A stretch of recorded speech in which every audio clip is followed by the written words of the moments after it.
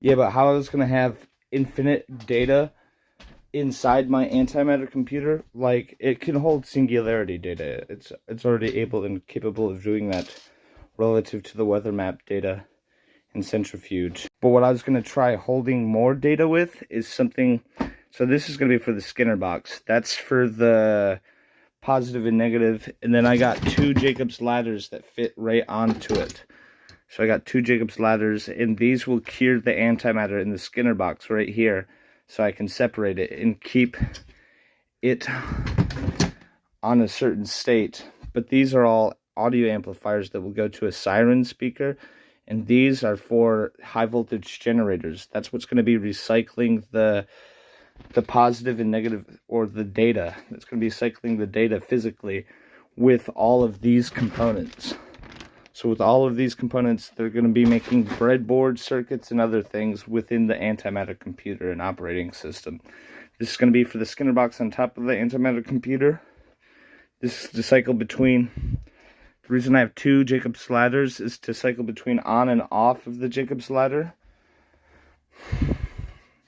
and between these three high voltage generators. And they will be recorded. This is to cure and bake the Skinner box so I can refine and separate the antimatter and plug it into the system. But it's only antimatter attached ions, and I have vacuum generators and shit like that. So I have to have, what, like 5 vacuum generators? I think I have 5. I'm pretty sure I have 5 of them. But I need to make this device. This Cloudbuster, you know what I mean? It's a radiological dampener. I have some lead and other stuff that I'm going to try to make a newer model of the Cloudbuster with. And that Cloudbuster is going to have tubes, micro tubes and other things to increase the dielectric effect in the antimatter, so that you can keep it so where it's always charged negatively or positively on the antimatter side.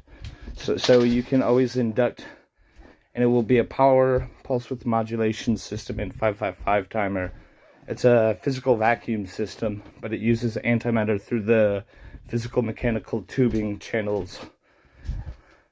And I'm making all the parts so that once I get the container for the Skinner box, I also have to make a beta collector. So a beta detector or beta inhibitor and other things for the antimatter. But I'm going to be making those very shortly.